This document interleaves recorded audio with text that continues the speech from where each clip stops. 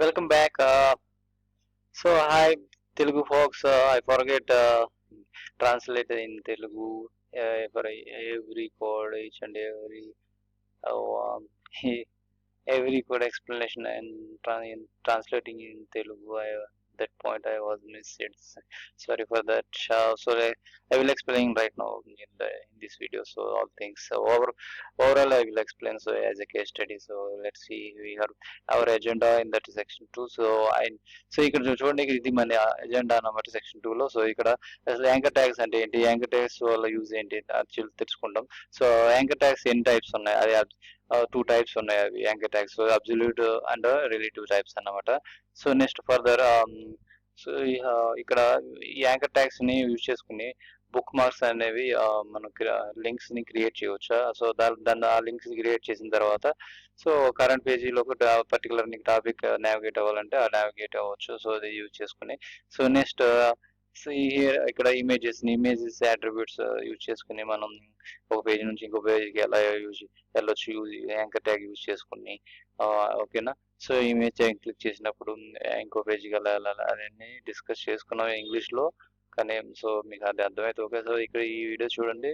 So I hope understand better than that here.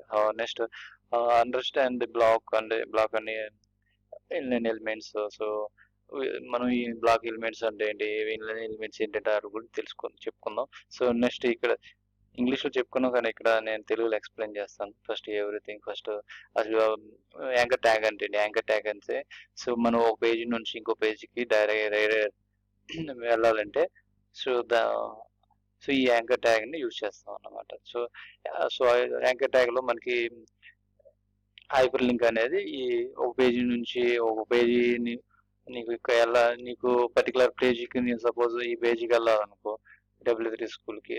So దీనికి ఒక address ఉంటుంది, URL address. So ఈ అంటే ఈ HTTP రిక్వెస్ట్ బేస్ చేసుకుని ఈ అడ్రస్తో సో ఆ లింక్ అనేది టైప్ అయి ఉంటుంది. సో HTTP రిక్వెస్ట్ అనేది సో ఈ అడ్రస్ బేస్ చేసుకుని సర్వర్కి చెప్పిద్ది, సర్వర్ నుంచి డేటా కలెక్ట్ చేసిద్ది. అలాగే సర్వర్ కూడా సర్వర్ ఏం చేసిద్ది, HTTP రిక్వెస్ట్ ద్వారా డేటాని డేటాబేస్ లో పంపించిన డేటాను కూడా సర్వర్ మళ్ళీ అదే డేటాని ఏదైతే క్లయింట్ మనం ఇక్కడ బ్రౌజర్ లో అడిగామో ఆ డేటాని ఆ రెస్పాన్స్ అనేది ఈ HTTP రిక్వెస్ట్ ద్వారా మనకి ఆ సర్వర్ అనేది మనకి రెస్పాన్స్ మనకి రిజల్ట్స్ అనేది ఇక్కడ చూపిస్తుంది అనమాట. So that is the flow of that web. How does the web how does it work this HTTP. Okay. So అదన్నమాట మనకి వెబ్ డెవలప్మెంట్ అంటే క్లయింట్ సైడ్ వర్క్ అయ్యేది, అలాగే సర్వర్ సైడ్ వర్క్ అయ్యేవి, అలా రెండు పార్ట్లో ఉంటాయి. సో వాటి గురించి మనం ఆల్రెడీ డిస్కస్ చేసుకున్నాం. సో అలాగే మనకు కనిపించేదంతా ఫ్రంట్ వ్యూ అనేది, కనిపించిందంటే బ్యాక్ వ్యూ అని అలా మొత్తం ప్రీవియస్ క్లాస్లో చెప్పుకున్నాం. సో ఇదంతా మనకి ఫ్రంట్ వ్యూ కింద వస్తుంది అన్నమాట. ఈ ఫ్రంట్ వ్యూ ఏదైతే డిస్ప్లే అవుతుందో అదంతా ఫ్రంట్ వ్యూ కింద వస్తుందని అలా మన వెబ్ డెవలప్మెంట్ రెండు ఉంటాయని మనం ఆల్రెడీ చెప్పుకున్నాం. నెక్స్ట్ ఫస్ట్ నా మెయిన్ పాయింట్ ఏంటంటే సో ఇక్కడ HTTP రిక్వెస్ట్ ద్వారా అలా మనకి డేటాను మనం రిక్వెస్ట్ ద్వారా డేటాను పంపించవచ్చు. నెక్స్ట్ అలాగే రెస్పాన్స్ ద్వారా డేటాను గ్యాదర్ చేసుకోవచ్చు. That is the flow of that HTTP request. Okay. Next that is also API integration. So next here the coming to the anchor tag. So main point, so anchor tag how does this work, ఇది ఎలా open చేస్తుందంటే so నేను ఇక్కడ click చేశాను. So ఇది నా anchor tag అన్నమాట.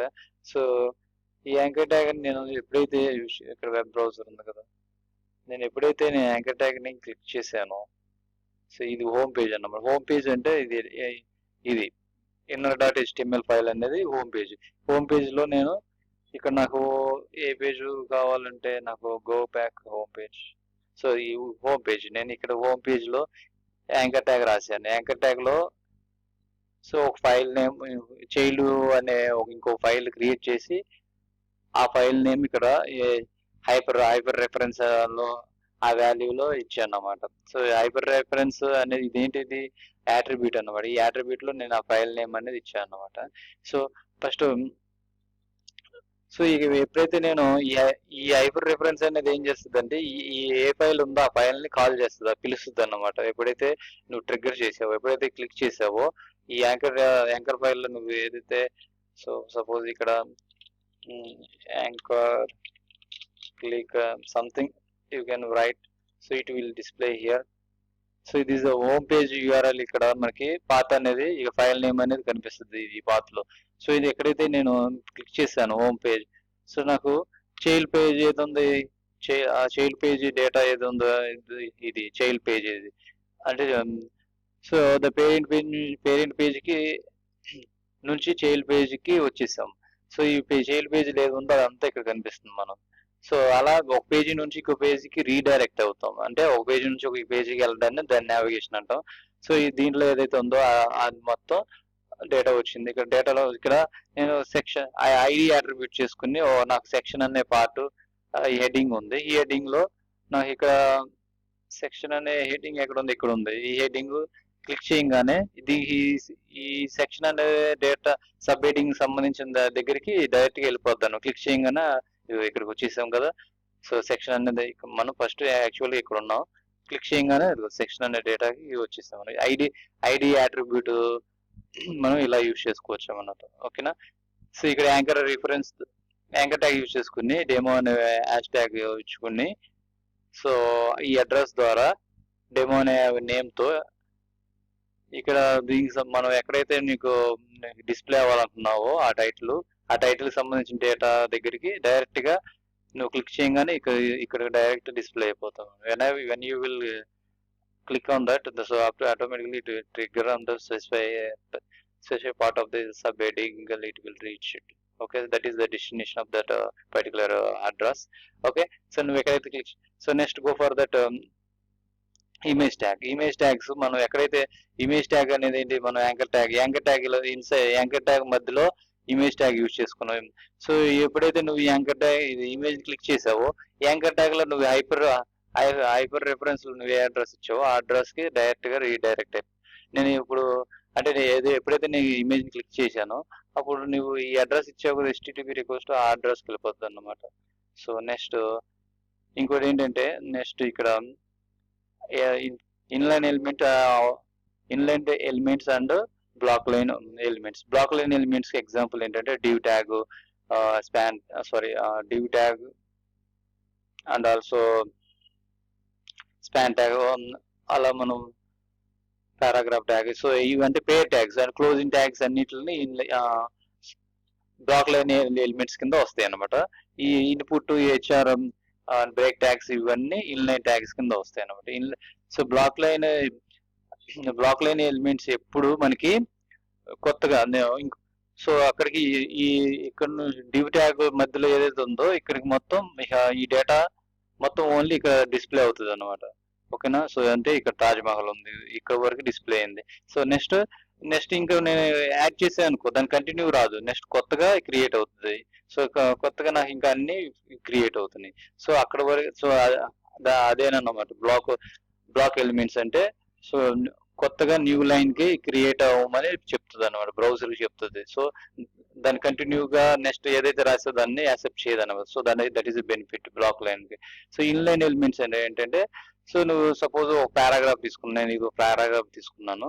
So ఈ పారాగ్రాఫ్ లో నాకు ఈ పారాగ్రాఫ్ ని ఎక్కడి వరకు కావాలి, ఫుల్ స్టాప్ తర్వాత నాకు సో న్యూ పారాగ్రాఫ్ గా కావాలి. అందుకు నేను బ్రేక్ ట్యాగ్ పారాగ్రాఫ్ ని యూజ్ చేసుకున్నాను. సో అంటే అక్కడికి ఇక బ్రేక్ అయిపోయింది, న్యూగా లైన్ గా కంటిన్యూ అయింది. కాబట్టి ఇదేంటి కంటిన్యూ కిందే వస్తుంది. ఓకేనా. న్యూ లైన్ గా క్రియేట్ అయినట్టు కింద రాదు అన్నమాట. So that is the benefit for in line and also block line elements. ఓకేనా. So that is the difference between those things. So image block elements and inline elements తెప్పుకున్నాం, image elements చెప్పేసుకున్నాం. So image tag గురించి చెప్పుకున్నాం, anchor tags గురించి చెప్పుకున్నాం. So next anchor tags లో 2 types ఉన్నాయి. ఏంటి, absolute attributes. Next absolute attributes అంటే WWF ఉంటే అబ్సల్యూట్ అట్రిబ్యూట్స్ యాంకర్ ట్యాగ్ అంటాం. సో అది మామూలుగా అడ్రస్ ఇచ్చాం కదా మనం, ఇక్కడ నార్మల్ అడ్రస్ ఏదైతే ఇచ్చావో నార్మల్ గా ఇక్కడ అడ్రస్ ఇచ్చావు కదా, సో నార్మల్ గా అడ్రస్ ఇచ్చి పిలుస్తావు కదా, ఆ ట్యాగ్స్ నేమో నార్మల్ గా రిలేటివ్